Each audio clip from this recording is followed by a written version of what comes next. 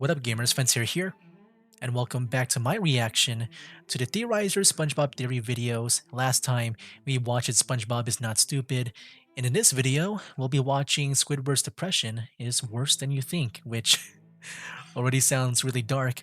Like I said in the previous video, when I watch this one over here, I do wonder if that one episode with Squidward's depression will play a part. I'm sure it will.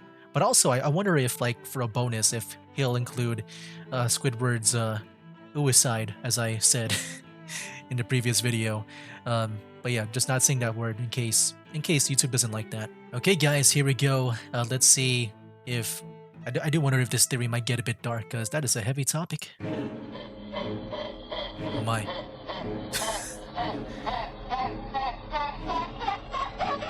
Like, I'm sure it's easy to make a theory about this because, as we saw in the previous video, like, he can go insane.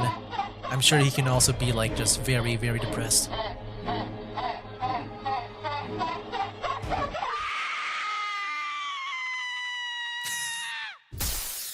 Alright, what an intro, my gosh. A while back, I made a video on SpongeBob. This was in early 2018. By the time this video is coming out, I might have possibly released a sequel to that video. I don't know, I'm writing this in advance. That grand theory is basically about how SpongeBob this was next in the insane. playlist, so I don't know. Proof for this lies in Squidward. When Squidward gets incredibly mad, he laughs and screams like a maniac and acts sillier than SpongeBob, which led me to believe that because SpongeBob is like that 24/7, he is in fact completely crazy. And while most of that theory But yeah, around discussing once again, when it comes to that theory, like, I am recording this, far in the past, so I'm sure you guys corrected me down in the comments in the previous video, but yeah, I haven't seen that yet. So, like, so far my understanding with that video is that because through signs and behaviors of Squidward, that kind of proves that SpongeBob is always insane 24/7. That's like what I got from it. Squidward and his But I'm sure you guys, outrages, corrected me down in the comments in the previous video. I never actually delved into what he's got going on. That trip to Clarinet Land. Wait, that was weird, man. Simplistically Freaking eagle. snaps from little things. His I forgot all narcissism about this all- episode until, So like, first I'll recap all it was I showed got in a on previous Squidward, video. and then we'll find out what's really going on, because something seriously is.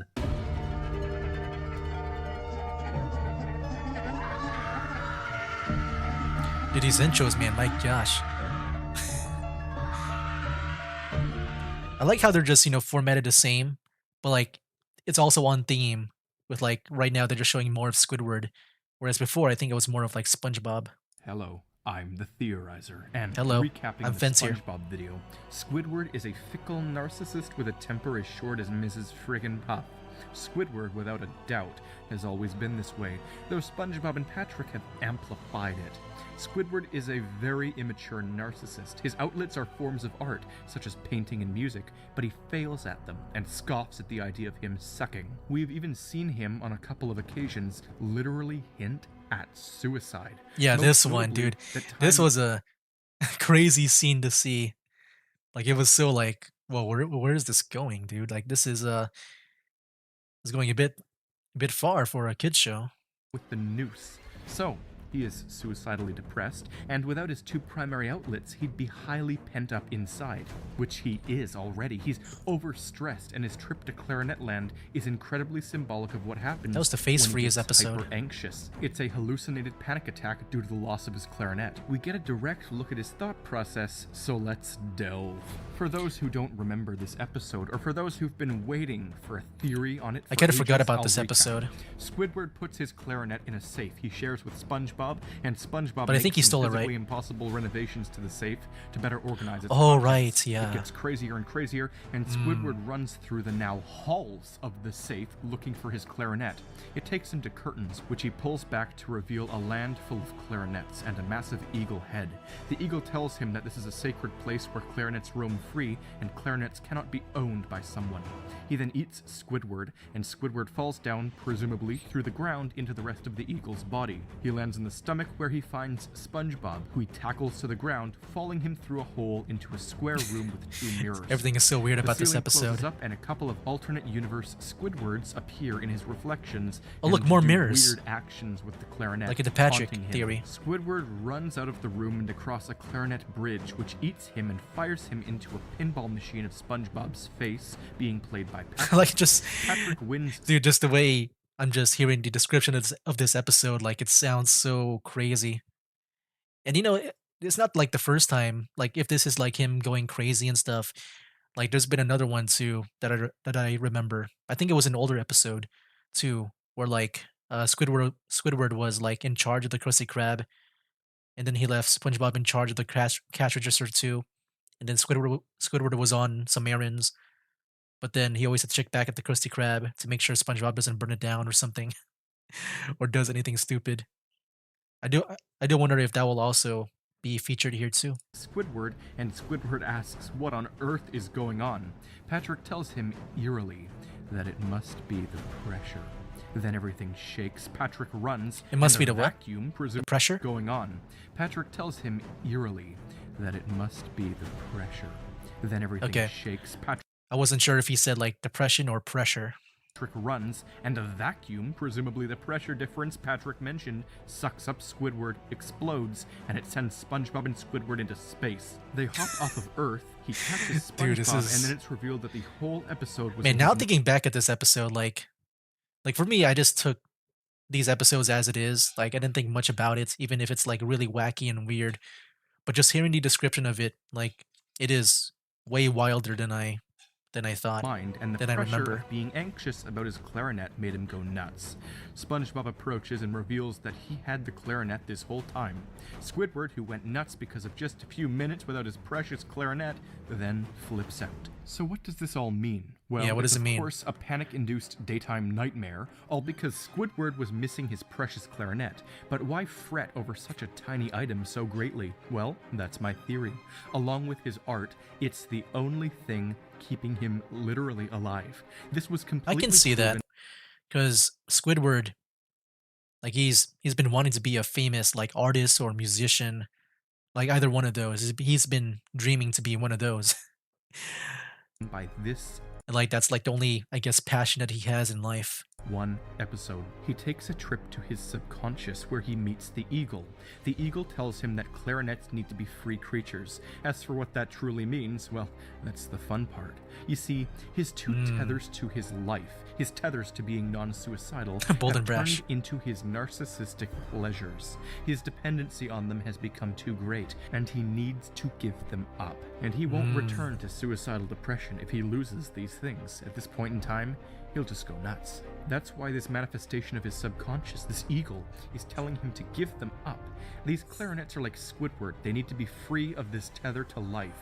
In this world, clarinets have life, and everything else is dead, indicating to Squidward that his clarinet needs to be free of him, because maybe he needs to die, or in the least, not die Wait, while insane. whoa. Oh, ad. So let me hear that again. Let me hear it. Of course, this also means that the box he's trapped in while his Oh, wait. AU Did I? doppelgangers torture I think I went too far. give them up. These clarinets are like Squidward. They need to be free of this tether to life. In this Yeah. world, clarinets have life, and everything else is dead, indicating to Squidward that his clarinet needs to be free of him, because maybe he needs to die. Or in Because like when I heard that, I don't know if that means the clarinet needs to die or Squidward needs to die. Oh, that's why I kind of laughed there and just wanted to make sure I hear it. Um, I don't know which one it is because like the way I originally thought about it was like Squidward. He's like so dependent on his clarinet that he kind of needs it to like I guess be happy and live. And I thought maybe there might be like some kind of like message where like maybe he should pursue some other activities to be happy because he's so reliant on clarinets, which he does in like art, I guess. the least, not die while insane. Of course, this also means that the box he's trapped in while his AU doppelgangers torture him represents the fact that he has boxed himself into the fact that he cannot live without the support of a materialistic item. His clarinet's the one who's been torturing him all this time, not SpongeBob. He unfairly blames SpongeBob Really? for his insanity when he should only be blaming SpongeBob for the increase in depression. It's his clarinet that has done this to him, and as we see in his subconscious, he's actually terrified of it. As for Okay. Yeah, so far with this theory, like I do like it a lot more than the previous one. I think just with the evidence shown, like just even just explaining this whole episode with the safe and stuff, like the clarinet land, like I feel like it's really done well to explain like Squidward's reliance on the clarinet and how that's kind of like tied to his life. For his love of painting, that's another typical art form that he Yeah. uses as an outlet. It's almost like his backup if something goes seriously wrong. He's not amazing at art by any means, but being told that he sucks will cause him to deny. In fact, we've legitimately seen him go through the 5 stages of grief in many episodes. Usually these stages are attributed with the acceptance of death, or in his case, giving into the depression and by extension, the hinted suicide. In the Magic Conch episode, he denies working with his idiotic neighbors, then he gets Yeah. furious, then First he stage. begins to bargain, asking the conch for something to eat. Finally, he gets tired and depressed, Dang. before finally, at the end of the episode, accepting the insanity around him and giving into the conch. Denial we see hit him many times. People will tell him he isn't good, and he'll deny, then get angry. Then he'll try to do things to get better. Then he'll get sad and sometimes accept something in the very end. Normally, he only gets to anger, but this process has made its way through him many times, and by the end, he has Yeah, I'm sure it mental has. break. These stages are directly tied to the process of death, once again giving us immediate confirmation that art and his clarinet are what's keeping him alive, a creative outlet. And this is serious, legitimate, real-life psychological business that real people often deal with. And my theory of Squidward's depression borders on being a fact if you simply look at him. Even in the Tiki Tiki episode, after he cries himself to sleep, he wakes up stressed about wanting peace, and then he walks outside to find the Tiki land SpongeBob and Patrick created. And he just thinks accepts it's it. a mirage, and then he admits to himself saying, "So this is what insanity's like." Which is Oh, did he say interesting. that? Wow. So he does know that insanity is right around the corner for him. Apparently, he's been at this point before. He then claims that he'll end up in the padded room at the Cephalopod Hall. He knows all of this, so it's hard to say that he hasn't encountered some form of insanity before. Clearly, he was administered the clarinet and art as coping mechanisms to keep him feeling fulfilled in life. So maybe he isn't a narcissist. Maybe he's just so emotionally tied to what he does because without it, he'll be dead to himself. That's why he so angrily denies everyone who tells him he sucks, because he knows he does. And acceptance of that would mean the one thing his therapists fear most. You know, it even makes me wonder if the intelligent Patrick personalities have intentionally put the dumber ones in control more often just because of how emotionless and sadistic they are. They know Squidward's depressed. They want him to suffer because it really is Patrick who's the root cause of Squidward's increased depression, not as much as SpongeBob. The initial cause of this depression, as we've been painfully made aware, was his inability to surpass Squilliam in his schooling, the inability to become anything more than the unpopular butt of jokes. I feel that we really do see a lot of the show through Squidward's eyes. SpongeBob, of course, isn't as nuts as we Oh yeah, I think. think so. We've Because seen like, dude, I feel like most episodes is just like, well, at least the more memorable ones, or that I feel like always reoccurs, is like a Squidward torture episode, and we're just always seeing that. Squidward hallucinates SpongeBob's laughing many times before.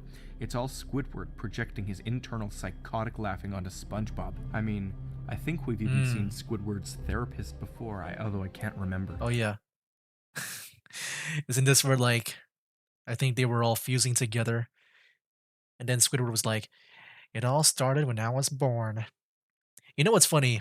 Like, this is all kind of off topic, but one time when I was a kid, I was in a fight with my friend, and my other friends tried to, break us up, tried to get to a resolution, and as we tried to discuss like how it all started, I said, "It all started when I was born," and then friendship restored. But yeah, let's continue.